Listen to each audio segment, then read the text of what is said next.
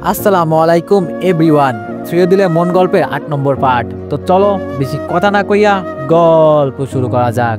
সাথী বলল, তাড়াতাড়ি বল, আমার হাতে সময় নেই, বাবা দাঁড়িয়ে আছে। আপু সাথীর কথা শুনে একটা হাসি দিয়ে বলল, এইদিকে মা বিয়ের আসনে বসে নতুন সংসার সাজাচ্ছে, আর ওপর দিকে তার মেয়ে হাসপাতাল বেডে শুয়ে আছে। হায় রে দুনিয়া। সাথী বলল, কি বলতে চাস তুই, বুঝিয়ে বল। আমি বললাম, আপু চল বাদ দে। আপু বলল, ওর তো বিয়ে হয়ে যাবেই কিছুক্ষণ পর। শোন, ওই যে গাড়িতে দীপুর মেয়েটাকে নিয়ে যাচ্ছে ঢাকার উদ্দেশ্যে, তোর হবু বরের গাড়ির নিচে পড়ে যে আঘাত পেয়েছে, সেই মেয়েটা আর কেউ না, তোর নিজের মেয়ে। কিভাবে পারলি বিয়ের আসনে বসতে? মেয়েটাকে দেখে তোর কি একটুও মায়া হয় নাই? ছাতি বলল, কি বলতে চাস? আমার মেয়ে মানে? আমার মেয়ে তো সেই কোন দিনই তুই নিজেই বললি মরা বাচ্চা হয়েছে। আমার আর কি, আমি নিজেই তো বলছি ওকে নষ্ট করতে। আপু বলল, তুই যেই দিন হাসপাতালে গেছিলি না, সেই দিন দীপু আসছিল আমার কাছে, আর যখন শোনে তুই প্রেগনেন্ট তখনও তোর বাচ্চাটা নিতে চাইছে। কারণ মেয়েটা শুধু তোর একার না, আমার ভাইয়েরও। রিফাত চাইছিল, অপরাধ তো করেছে ও, তাই বলে কি ওর মেয়েকে মেরে ফেলবে? আমার কাছে এসে আমাকে তখন অনুরোধ করে যেন আমি ওর বেবিকে ওর কাছে দিয়ে দিই। আমিও চাইছিলাম না একটা বাচ্চার জীবন নষ্ট করতে, তাই তুই দেখার আগেই আমি দীপুর হাতে তোর মেয়েকে দিয়ে দিই, আরও তখনই দেশের বাইরে চলে যাই। আর আজকে আসছিল তোকে ফিরিয়ে নিতে। ও নিতে চাইছিল না, শুধু মেয়েটার দিকে তাকিয়ে আমি আনছি। জানিস, মেয়েটা যখন আমাকে বলছিল, বড় আন্টি আমাকে আমার মাকে একটু দেখাবা, তখন ওকে জবাব দেওয়ার মতো কোনো ভাষা বের হচ্ছিল না মুখ থেকে। আর তুই তো পড়ে আসোস বিয়ে নিয়ে।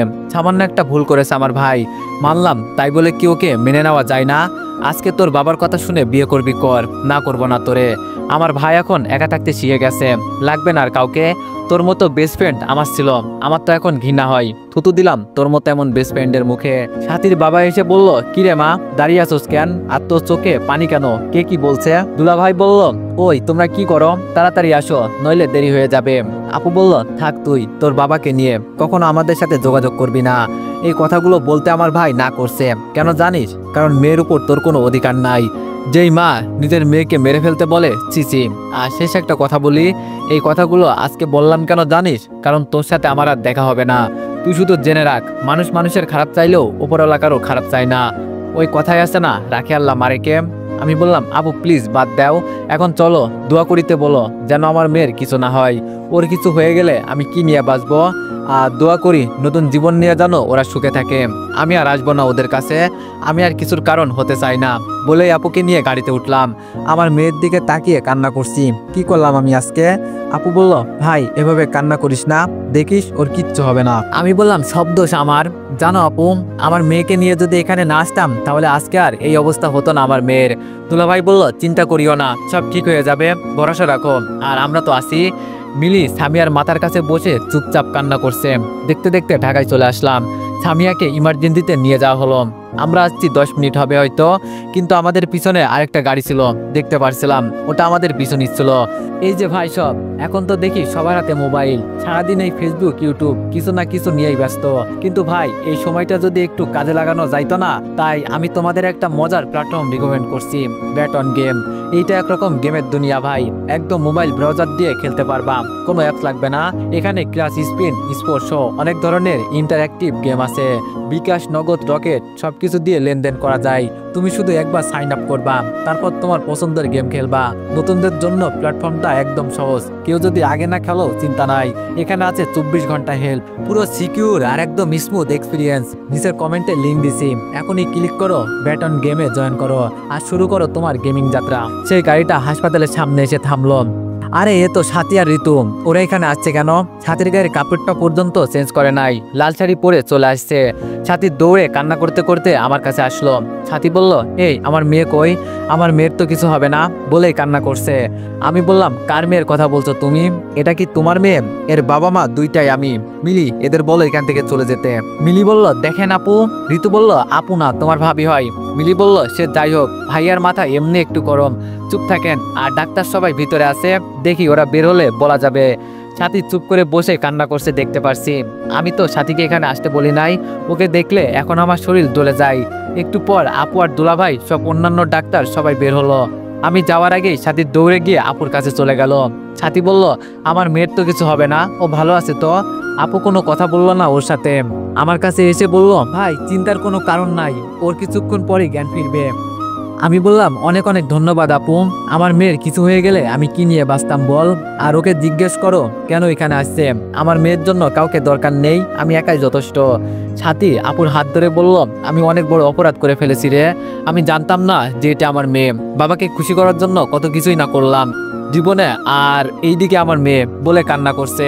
ঋতু বলল, আপু সত্যি আমার বোন এটা জানতো না, আজকে আপনি বলার পর বাবাকে ওখানে রেখেই চলে আসছে আমাকে নিয়ে, শুধু বলে আসছে আমি আমার পরিবারের কাছে যাচ্ছি। ঋতু আমার কাছে এসে বলল, আমি জানতাম না আপনি আমার দোলাভাই, আমি আমার আপুর পক্ষ থেকে ক্ষমা চাইছি, প্লিজ আপুকে মাফ করে দেন, আপু তার ভুল বুঝতে পারছে। ছাতির দিকে তাকিয়ে দেখি চোখ দিয়ে পানি মুখ ভিজিয়ে ফেলেছে, ওকে দেখে একটু মায়া লাগলো, আমি আর কিছু বললাম না, আপু আর দোলাভাই ভিতরে চলে গেল। একটু পর ছাতির ফোনটা বাজতে লাগলো, বুঝতে পারছি ওর বাবা নাইলে ওর বর কল করতে পারে। আমি বললাম কেউ গেলে যেতে পারে, আমি তাকে আটকে রাখি নাই, এটা বলে আপুর কেবিনের দিকে যেতে লাগলাম, আর পিছনে তাকিয়ে দেখি সাথী ফোন থেকে সিমটা খুলে ফেলে দিল। আপু বলল, আয় ভাই তোর অপেক্ষা করছিলাম। আমি বললাম দেখ তো দুলাভাই কেমন একটা বিপদে পড়লাম।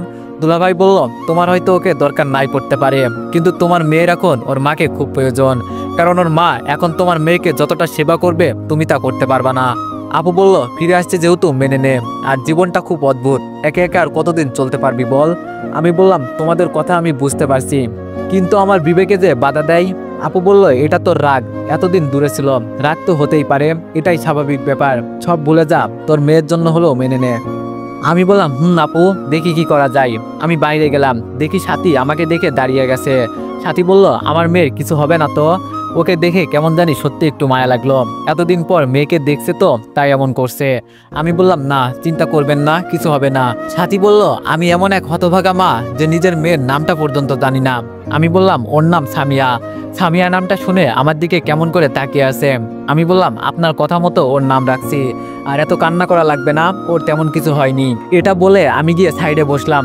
ঋতু বলল, ভাইয়া। আমি বললাম, প্লিজ এখন আমার সাথে কথা বলো না, এমনি আমার মনটা অনেক খারাপ। একটু পর আপু এসে বলল, ভাই তোর মেয়ের জ্ঞান ফিরেছে, যা গিয়ে দেখা কর, আর আপনি একটু পরে যান, সাথীকে বলল। আমি সামিয়ার কাছে গেলাম। সামিয়া বলল, বাবা এসেছো তুমি? আমি বললাম, আমার মেয়েটার খুব কষ্ট হচ্ছে না? সামিয়া বলল, আরে না বাবা, তুমি পাশে আসো না। আচ্ছা বাবা, আমার কি হয়েছিল? আমি বললাম, তোমাকে আমি বলেছিলাম না রাস্তার কাছে যাবা না? সামিয়া বলল, ও হ্যাঁ মনে পড়েছে, আমি তো বরকে দেখতে রাস্তার কাছে গিয়েছিলাম, কিন্তু উনি আমার উপর দিয়ে গাড়ি চালিয়ে দিলেন কেন? আমি বললাম, ওকে আমি মাইর দিছি, বলছি তুই আমার মেয়ের উপর দিয়ে গাড়ি চালিয়ে দিলি কেন? সামিয়া বলল, তোমাকে বুঝি আমি ওকে মারতে বলছি? আমি বললাম, তো মারবো না, আমার মেয়ের সাথে অপরাধ করে। সামিয়া বলল, একজন ভুল করলে কি তাকে মারতে হবে? তুমি গিয়ে ওনার কাছ থেকে সরি বলবা। আমি বললাম, আচ্ছা মা তাই বলবো, এখন বলো তুমি ভালো আছো তো? সামিয়া বলল, বাবা আমি ভালো আছি। আচ্ছা আমরা এখন কোথায়? আমি বললাম, আমরা তোমাকে নিয়ে ঢাকায় চলে আসছি। সামিয়া বলল, আমি তো ওদের সাথে খেলতে চেয়েছিলাম, তুমি আমাকে নিয়ে আসলে কেন? আমি বললাম, সরি আম্মু, আমার ভুল হয়ে গেছে। সামিয়া বলল, ভুল আর ভুল, আচ্ছা আমার বাবা এত ভুল করে কেন? একটু তো বুদ্ধি কাটিয়ে সবকিছু করতে পারো, নাকি সব আমাকেই করতে হবে? আমি বললাম, সরি বলছি তো।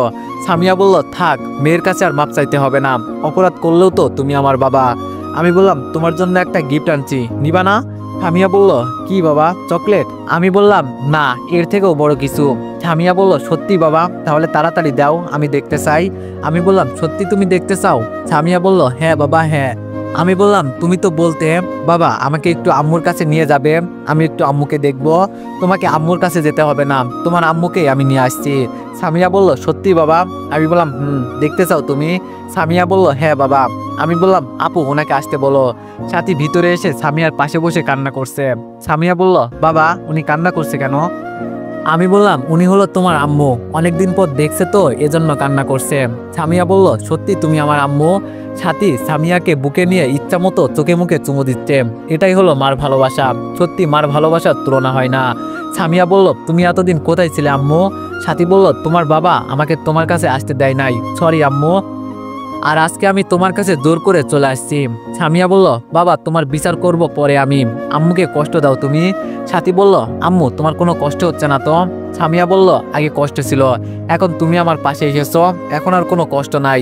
আচ্ছা আম্মু, তুমি আমাকে আবার একা ফেলে চলে যাবে না তো? সাথী বলল, তোমাকে ছেড়ে আমি আর কোথাও যাব না মা, যতদিন বাঁচি তোমাকে বুকে জড়িয়ে রাখবো। আপু বলল, সাথী তুমি কাউকে বলে আসো নাই, আর ফোন বন্ধ কেন তোমার? সাথী বলল, আমি সিম খুলে ফেলে দিছি, একটু পর পর কল দেয় তো কি করব, আর আমার মেয়ে অসুস্থ, আমি আবার কাকে বলে আসবো বল, তাড়াতাড়ি চলে আসছি তোদের পিছু পিছু। আপু বলল, আমার মা বাবাকে খেয়ে ফেলবে, তোর বাবা মা তুই গিয়ে দেখা কর যা, আর তোর মেয়ের কথা বল, তাহলেই তো হয়ে যায়। সাথী বলল, তুই তো জানিস আমি বাবার সামনে কথা বলতে পারি না, বাবাকে অনেক সম্মান করি। আপু বলল, সম্মান করি দেখেই নিজের জীবন আজকে কি পরিস্থিতি করলি তুই, একবার চিন্তা করে দেখ। যাক সেই সব কথা বাদ দেই, এখন যা গিয়ে ওদের শান্ত কর। সাথী বলল, আমি পারবো না, গেলে আমাকে ছাড়বে না।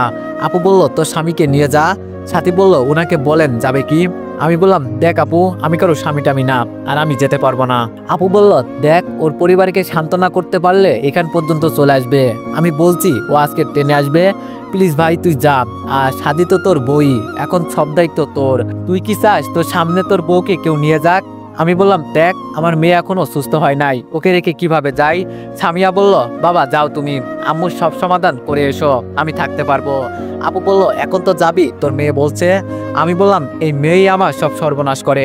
সামিয়া বলল, বাবা মাকে যেন আবার ফিরিয়ে আনবে, যদি আম্মুর কিছু হয়ে যায় আমি কিন্তু ছাড়বো না তোমাকে। আমি বললাম, এখন বাবাকে লাগবে না, মাকে তো পেয়ে গেলি। সাথী বলল, আমার লক্ষ্মী মেয়ে উম্মা। আমি বললাম, আচ্ছা আপু, সামিয়ার খেয়াল রাখিস। আপু বলল, যা, বলতে হবে না। আমি বললাম, আসি মা। সামিয়া বলল, ওকে বাবা। সাথী বলল, কান্না করিও না কেমন, আমরা যাবো আর আসবো। সামিয়া বলল, ওকে আম্মু। বাইরে এসে ঋতুকে বললাম, ঋতু তুমি যাবা? ঋতু বলল, না ভাইয়া, পরে যাব, এখন যান আপনি আপুকে নিয়ে। আমি বললাম, মিলি ঋতুকে নিয়ে বাসায় চলে যাবি, আর কিছু লাগলে আমাকে কল দিবি কেমন, আর আমার ফোনটা রাখ, আমি এসে তোরে একটা ফোন কিনে দিব। মিলি বলল, কিন্তু ভাইয়া তোর মোবাইল? আমি বললাম, তোর ভাবির কাছ থেকে নিয়ে নিবনি। সাথী দেখি খুব খুশি হয়েছে ভাবি বলাতে, সাথীকে নিয়ে সরাসরি মার্কেটে চলে গেলাম। সাথী বললাম, আমরা মার্কেটে কেন আসলাম জানতে পারি? আমি বললাম, সে কখন থেকে বিয়ের শাড়ি পরে আছেন খেয়াল আছে? সাথী আর কিছু বললো না, সাথী কাপড় চেঞ্জ করলো। পরে গিয়ে স্টেশনে চলে গেলাম, ওখান থেকে ট্রেনের টিকিট কেটে ট্রেনে বসে আছি, একটু পর হয়তো ছাড়বে। সাথী জানালার কাছে বসলো, আমি চুপ করে বসে আছি, কিছু বলছি না, কেমন যেন লাগছে। সাথী বলল, কিছু বলবেন না, আমি কি সত্যি অপরাধ করছি? আমি বললাম, হঠাৎ এই প্রশ্ন? সাথী বলল, না, আপনি যে আমার সাথে কথা বলছেন না। আমি বললাম, অপরাধ করবেন আপনি কেন, অপরাধ করছি তো আমি, এখন যদি পারতাম তাহলে আপনার পা ধরে ক্ষমা চাইতাম। সাথী বলল, এভাবে বলবেন না। আমি বললাম, যা সত্যি তাই, সেই দিন যদি আপনার সাথে আমি জোর করে এমন না করতাম তাহলে তো আজকে এই দিনটা আমার দেখতে হতো না। সাথী বলল, যা হয়েছে তা হয়ে গেছে, বাদ দেন। আমি বললাম, আপনার সাথে আমি খুব বড় অন্যায় করে ফেলেছি, সত্যি আমাকে মাফ করা যায় না? সাথী বলল, মাফ করেছি দেখেই তো এখানে এসেছি। আমি বললাম, সে তো এসেছেন আমাদের মেয়ের জন্য। একটা কথা কি জানেন, মা মারা যাওয়ার পর থেকে আমার কষ্টের দিন শুরু হয়, তখন থেকে নানানভাবে মানুষ আমাকে ব্যবহার করত।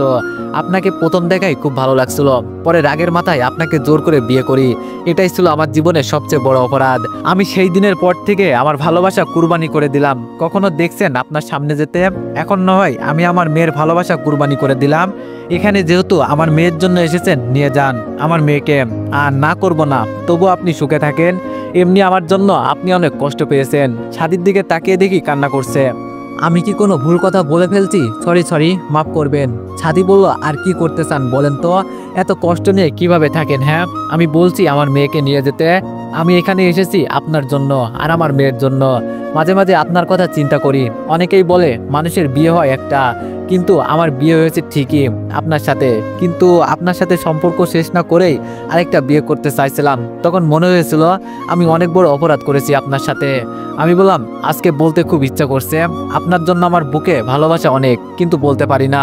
সাথী বলল, সত্যি আপনি খুব ভালো, তবে ওই সময়ের জন্য আপনাকে আমি সবসময় খারাপ মনে করতাম। আচ্ছা, আমার যদি বিয়ে হয়ে যেত তখন কি করতেন? আমি বললাম, আমি জানতাম না আপনার বিয়ে, আমাকে তো আপু খবর দিয়ে নিয়ে গেল। আর বিয়ে হয়ে গেলে আর কি বা হতো, আপনি সুখে থাকতেন, আমি না হয় আমার মেয়েকে নিয়ে সারা জীবন পার করে দিতাম। সাথী বলল, ভুল করেছেন বলে কি নিজের বিয়ে করা বউকে ছেড়ে দিবেন? পারলেন না তার সাথে জোর করে সংসার করতে? আমি বললাম, জোর করে সবকিছু করা যায়, কিন্তু ভালোবাসা ছাড়া সংসার কখনোই টিকবে না। সাথী বলল, আমাকে মাফ করে দেন, আমি সত্যি আপনার সাথে বড় অপরাধ করে ফেলেছি। আমি বললাম, আমার কাছে মাপ চেয়ে লজ্জা দিবেন না, অপরাধ করেছি আমি, তাই মাপ চাওয়ার দরকার আমার। আজ অনেক বছর পর নিজের বিয়ে করা বউয়ের সাথে বসে কথা বলছি, পেরেছি, জানেন খুব ভালো লাগছে। সাথী বলল, সত্যি আমারও। আচ্ছা, আমি কি আপনার হাতটা একটু ধরতে পারি? আমি বললাম, আপনার উপর তো আমার অধিকার সেই দিনই মরে গেছে, যেদিন আমি আপনার সাথে জোর করেই। সাথী বলল, এইসব কথা বলবেন না, আর আপনি আমার স্বামী, আমার উপরে আপনার অধিকার সবসময় আছে, বলেই আমার হাতটা ধরলো। আমি বললাম, আজকে কেন জানি মনে হচ্ছে আমার ভালোবাসা সত্যি ছিল। সাথী বলল, প্লিজ কান্না করবেন না, আপনি কান্না করলে আমার খুব কষ্ট হয়। আমি বললাম, আমাকে ছেড়ে যাবেন না তো আর? সাথী বলল, কসম করে বলছি, আমার স্বামীকে ছেড়ে আর কোথাও যাব না।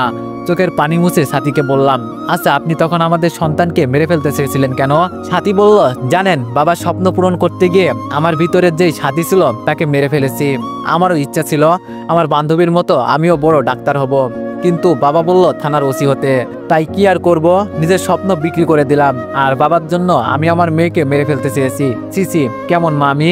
আপনি না থাকলে আজকে। আমি বললাম, বুঝতে পেরেছি। নিজের স্বপ্ন কখনো কারো কাছে বিক্রি করবেন না, নইলে নিজেকে নিজে বড় অপরাধী মনে হবে। হাতি বলল, আর নয়, আমার ভিতরে এখন আগের সাথে এসে গেছে, আমি আমার স্বামীর পাশে সারা জীবন কাটাতে চাই, রাখবেন না আমাকে? আমি বললাম, তোমাকে ছাড়া এতদিন খুব কষ্ট হয়েছে থাকতে, রাখবো না কেন? তোমাকে তো আমার বুকের ভিতরে লুকিয়ে রাখবো। সাথী বলল, আমি আমার স্বামীর নামটা পর্যন্ত জানি না, দেখছেন? আমি একটা হাসি দিলাম। সাথী বলল, বলেন না। আমি বললাম, আমার নাম মোহাম্মদ রিফাত ইসলাম। সাথী বলল, তাহলে আমার নাম হবে মোহাম্মদ সাথী ইসলাম। কি গাইজ, ভুল বললাম না ঠিক? কমেন্টে জানাও তো। আমি একটা ছোট্ট হাসি দিলাম। সাথী বলল, আমি কিন্তু আর কারো কাছে যেতে চাই না, বলেন রাখবেন আমাকে? বাবার কথায় আবার দিতে দিবেন না তো? আমি বললাম, আমার কাছ থেকে আমার বউকে নিয়ে যাবে এমন কার সাহস আছে? সাথী বললাম, আমার না একটু ঠান্ডা লাগছে, আমি কি আপনাকে একটু জড়িয়ে ধরতে পারি? আমি বললাম, স্বামীর কাছ থেকে কি অনুমতি নিতে হয়? এটা বলতে দেরি, জড়িয়ে ধরতে দেরি হলো না, হঠাৎ দেখি বুক ভিজে গেছে। আমি বললাম, এই তুমি এভাবে কান্না করছো কেন? সাথী বলল, আমাকে মাফ করে দেন, আমি আমার স্বামীকে বুঝতে পারি নাই, আপনাকে আমি সবসময় দূরে রাখছি, আপনি মাফ না করলে নরকেও আমার জায়গা হবে না। আমি কিভাবে আপনার সাথে এমন করলাম? আমি আমার মেয়েকে মার ভালোবাসা থেকে বঞ্চিত করেছি, আপনাকে স্ত্রীর অধিকার থেকে বঞ্চিত করেছি, আমি যে অনেক বড় অপরাধী, আমাকে আপনি মাফ করে দেন। বাবার কথা শুনতে শুনতে নিজেকে এমন কঠিন করে ফেলেছি, কারো কথা শুনতাম না, প্লিজ প্লিজ আপনি আমাকে মাফ করে দেন। সাথীর কথা শুনে আমি সাথীর মাথায় হাত দিলাম, এখন নিজের চোখ দিয়ে কেমন জানি পানি পড়ছে। আসলে সত্যিকারের ভালোবাসা কখনো বিফলে যায় না। হ্যাঁ, আজকে আমি বলতে পারি আমার ভালোবাসা খাঁটি ছিল। আমি বললাম, এভাবে কান্না করবেন না, আপনার উপর আমার কোনো রাগ নেই, আপনি আর এভাবে কান্না করবেন না প্লিজ। আপনার কান্না দেখলে আমি যে সহ্য করতে পারি না, খুব ভালোবাসি যে আপনাকে। এটা শুনে সাথী আরও কান্না করতে লাগলো। সাথী বলল, আমি কিভাবে পারলাম যে এত ভালোবাসে তাকে দূরে রাখতে? আজকে থেকে আপনাকে আমি আর কোথাও যেতে দিব না। আমি বললাম, তাই করিয়েন ম্যাডাম, এখন কান্না বন্ধ করেন, পাশে দেখেন অনেকেই আমাদের দিকে তাকিয়ে আছে। সাথী বলল, থাক, কি হয়েছে, আমি আমার স্বামীর বুকে জড়িয়ে আছি। পাশ থেকে একটা মেয়ে বলল, সত্যি ভাইয়া, আজকে একটা খাঁটি ভালোবাসা দেখলাম, এমন ভালোবাসা কয়জনে দিতে পারে? সত্যি আপনি খুব লাকি, দোয়া করি আপনারা সুখে থাকেন। আমি বললাম, ধন্যবাদ আপু। সাথী আমার বুকে চুপটি করে ঘুমিয়ে গেল। দেখতে দেখতে ওদের স্টেশনে চলে আসলাম, সাথীকে নিয়ে ওদের বাসায় যেতে লাগলাম। সাথী বলল, যাই কিছু হয়ে যাক না কেন আমাকে রেখে আসবা না। আমি বললাম, এত চিন্তা করার কোনো কারণ নেই, আমি থাকতে এত কিছু হবে না আশা করি। সাথী বলল, তুমি তো আমার বাবাকে চিনো না। আমি বললাম, আর তুমি তোমার স্বামীকে চেনো না, তোমার স্বামীর আরেকটা রূপ আছে, ওটা যদি ধারণ করতে হয় সব কয়টাকে লাশে মাটিতে পড়ে থাকবে। সাথী বলল, দিব একটা, এমন কিছু করলে মনে রেখো তোমার বউ কিন্তু ওই থানার ওসি। আমি বললাম, এজন্যই তো তোমার সম্মান রক্ষা করতে হবে, তাই ঠান্ডা মাথায় সবকিছু করতে হবে। সাথী বলল, এই তো বুঝে গেছো তুমি। সাথীদের বাসার সামনে গিয়ে দেখি ওর পরিবারের লোকজন আর যার সাথে বিয়ে হবার কথা তার পরিবারের সবাই আছে, দেখি কে এখনো যায় নাই। আমাদের দেখে সবাই এগিয়ে এলো। সাথী, মা তুই যাবি, আমাদের বলে যাবি না? মানছে একটা মেয়েকে তোর হবু জামাই দুর্ঘটনা ঘটাইছে, তাই বলে তোর যেতে হবে? আচ্ছা, যা করলি ভালো করছোস, এখন গিয়ে তাড়াতাড়ি রেডি হ, সবাই তোর আসার অপেক্ষা করছে। আর বাবা, তোমার মেয়ে এখন কেমন আছে? আমি বললাম, জি আঙ্কেল, আলহামদুলিল্লাহ ভালো। এখন বাবা বলা যাবে না। কিরে মা, দাঁড়িয়ে আছোস কেন? এমনি তো অনেক দেরি হয়ে গেছে। আমি বললাম, আপনি কি সাথীর সম্পর্কে কিছু জানেন? আর কি বলছেন তাড়াতাড়ি রেডি হতে? জানার কি আছে, আমার মেয়ে, আমি আবার কি জানবো? ওর সম্পর্কে তো আমি সব জানি, আর তুমি এখানে আমার মেয়ের ব্যাপারে বলার কে? মানছি তোমার মেয়ে আমার জামাইয়ের গাড়ির নিচে পড়ে আঘাত পেয়েছে, তাই বলে আমাদের পরিবারের মাঝে তুমি কথা বলবে? আমি বললাম, আপনার পরিবারের মাঝে আমার কথা বলার কোনো ইচ্ছা নাই, কিন্তু আমি তো আমার বউয়ের পক্ষে কথা বলতে পারি, তাই না? সাথীর খালু এগিয়ে এসে বলল, বউ মানে? আমি বললাম, সাথী আমার বিয়ে করা বউ, বিয়ে বাড়ি তো আশেপাশে হাউমাউয়ের শব্দ শোনা যাচ্ছে। যেই আমি বলছি সাথে আমার বিয়ে করা বউ, পরিবেশ একেবারে ঠান্ডা হয়ে গেছে। কোনো কথা নাই কারোর মুখে, সবাই যেন আমার দিকে অবাকে তাকিয়ে আছে। সাথীর খালাতো ভাই তো শক খাওয়ার মতো অবস্থা। সাথীর বাবা আমার কাছে এগিয়ে এসে বলল, দেখো বাবা, এটা বিয়ে বাড়ি, এখানে কোনো খেলা চলে না। আর সাথী, তুই এর পিছনে দাঁড়িয়ে আসোস কেন? বাড়ির ভিতরে যা। আমি বললাম, আগেও আপনার মেয়ে ছিল, কিন্তু এখন আমার বউ, আমার হুকুম না নিয়ে তো ও কোথাও যেতে পারবে না। সাথীর বাবা বলল, অনেক হয়েছে তোমার কথা শোনা, কি বলতে চাও তুমি সরাসরি বলো তো। আমি বললাম, এই নেন আপনার মেয়ে আর আমার বিয়ের কাগজ, মুখে কথা বললে তো আর বিশ্বাস করবেন না। সাথীর বাবা কাগজটা পড়ে শেষ করতেই সাথীর মা পড়তে শুরু করলো। আমি বললাম, দেখেন আপনি আমার শ্বশুর, আপনাকে আমি সম্মান করি। আমি এখানে আসতে চাই নাই, এসেছি কেন জানেন? আপনার মেয়ের কারণে। ও আপনাকে ভয় পায় যেমন, ঠিক তেমনই সম্মান করে। আর এইসব কথাই আপনার সামনে বলতে পারবে না দেখে আমাকে নিয়ে আসছে। আর আপনি কেমন বাবা, হ্যাঁ, যে নিজের মেয়ের স্বপ্নের কথা চিন্তা করেন না? আপনার মেয়ের ইচ্ছা ছিল তানিয়া আপুর মতো ডাক্তার হবে, কিন্তু আপনি কি করলেন? থানার ওসি বানিয়ে দিলেন। আমি মানছি মেয়ে বাবার ইচ্ছাগুলো পূরণ করবে, তাই বলে কি ওর নিজের স্বপ্ন বিক্রি করে দিবে? ওর তো আরো ইচ্ছা থাকতে পারে। কখনো কি জিজ্ঞেস করছেন, মারে তুই কি করতে চাস, আর তুই কি এই বিয়েতে রাজি কিনা? বাবা হলে বাবার মতো হন। আর আমি জানি ও আপনার কথা রক্ষা করার জন্য আপনার পছন্দের ছেলেকে বিয়ে করবে, তাই আমি ওকে জোর করে বিয়ে করি। কিন্তু এতদিন পর আপনার মেয়ে একটা ভুলের মাঝে ছিল, আমি এইসব ঠিক করে ফেলেছি। এখানে একটু মিথ্যা বললাম, আমার যেই কথাগুলো ছিল বলে দিছি, বাকিটা আপনার ইচ্ছা। এখন যদি আপনার মেয়ে আপনার কথা শুনে বিয়ে করতে চাই, আমি বাধা দিব না, বাকিটা আপনাদের ইচ্ছা। সাথীর মা সাথীর কাছে এসে বলল, তুই এই বিয়েতে রাজি না? আমাকে বলতি কেন তোর বাবাকে এত মানুষের সামনে অপমানিত করলি? সাথীর বাবা বলল, সত্যি কি মা, আমি তোর কাছে খুব বড় অপরাধ করে ফেলেছি, মাফ করে দিস রে মা। সত্যি আমি আমার স্বপ্ন পূরণ করার জন্য তোরে বিদেশে পাঠাইলাম, কিন্তু তোর মনের কথা আমি একবারও শুনি নাই, মাফ করে দে মা আমাকে। সাথী ওর বাবাকে জড়িয়ে ধরে কান্না করছে। সাথী বলল, বাবা, আমি তোমার কোনো ইচ্ছাই অপূর্ণ রাখি নাই, এটা তোমার শেষ ইচ্ছা, আমি রাজি আছি, তুমি সব রেডি করো। সাথীর বাবা বলল, না রে মা, আর না, তোরে কষ্ট দিয়ে আমি তোর বিয়ে দিতে চাই না। তাছাড়া এই জামাই আমার পছন্দ হয়েছে। সবার সামনে জামাই ডাকটা শুনে একটু লজ্জা পেলাম। তাহলে আমরা আসি, আপনার মেয়ের তো বিয়ে হয়ে গেছে। সাথীর বাবা বলল, দেখেন আমি আপনার ছেলেকে জামাই করতে চেয়েছিলাম, কিন্তু আমি আমার মেয়ের উপর এখন কথা বলতে পারবো না। এখন আমার মানতে হবে আমার মেয়ে যা করেছে ভালো করেছে, কারণ দুজনের ভালোবাসা ছাড়া কখনো সংসার টিকে না। আপনি ঠিকই বলেছেন, ওরা সুখে থাক এই দোয়া করি। সাথীর খালাতো ভাইকে ডাক দিলাম। ভাইয়া বলো। আমি বললাম, আমার উপর তুমি কি রাগ করছো? সাথীর খালাতো ভাই বলল, না, কি যে বলেন, আপনি যেই কাজ করছেন ঠিকই করেছেন। আসলেই ভালোবাসা ছাড়া সংসার টিকে না। আর আমি সাথীকে কখনো জিজ্ঞেস করি নাই ওই বিয়েতে রাজি আছে কিনা। আচ্ছা, বাই দ্য ওয়ে, আপনার মেয়ে এখন কেমন আছে? আমি বললাম, আলহামদুলিল্লাহ, এখন মোটামুটি অনেকটা সুস্থ। আর এখানে তো সবাই আছে, একটা কথা না বললেই নয়, যাকে আমার মেয়ে বলেন না, এর মা সাথী। সাথীর বাবা বলল, সত্যি মা, এটা আমাদের নাতি? সাথী বলল, বাবা, সরি, তোমাকে ভয়ে বলি নাই। সাথীর বাবা বলল, তাহলে আমার নাতি কই? সাথী বলল, হাসপাতালে আছে, তবে এখন সুস্থ আছে, পরে একদিন নিয়ে আসবো সুস্থ হলে। সাথীর খালাতো ভাই বলল, ভাই আপনি সত্যি খুব ভাগ্যবান, আপনার মেয়ে খুব সুন্দর, আসি আজকে, ভালো থাকবেন। আমি বললাম, তোমার বিয়েতে আবার আমাকে দাওয়াত দিবে নাকি ভয় পেয়ে গেছো? আবার যদি তোমার বিয়েতে আমি গেলে কিছু হয়ে যায়? সাথীর খালাতো ভাই বলল, সবার আগে দাওয়াত পাবেন আপনি, আমি এসব ভয় করি না। আমি একটা হাসি দিলাম, ওরা সবাই চলে গেল। আমি বললাম, সাথী তাহলে আমিও আসি, কেমন, তুমি কালকে চলে আসিও। সাথীর বাবা বলল, আরে জামাই বাবা, তুমি চলে গেলে আমাদের বাণিজ্য থাকবে বুঝি?